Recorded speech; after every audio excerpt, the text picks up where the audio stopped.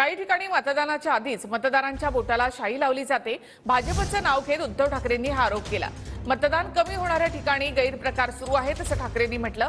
कुठे गैरप्रकार आढळला तर त्या लोकांना तात्काळ ताब्यात घ्या असंही ठाकरेंनी म्हटलं आहे। उद्धव ठाकरेंनी एवढा पळपुटा आणि घाबरट व्यक्ती पाहिला नाही अशी टीका यावर आशिष शेलार यांनी केली आहे।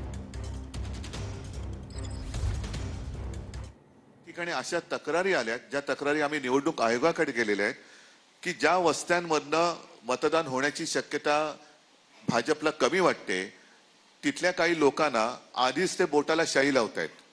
म्हणजे ही शाई बाहेर आली कशी, तो एक निवडणूक आयोगाकडे आम्ही प्रश्न उपस्थित केलेला आहे।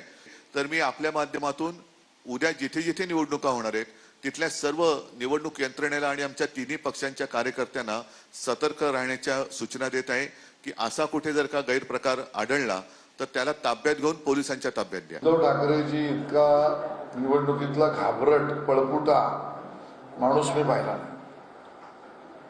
अगोदर यांनी बोंबाबोंब केली ईव्हीएम मशीनवर।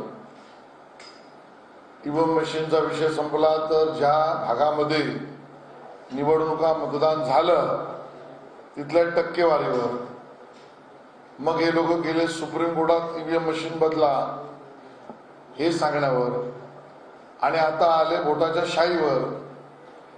याचा अर्थ स्पष्ट आहे, निवडणुकीतला पराभव यांना स्पष्ट दिसतोय।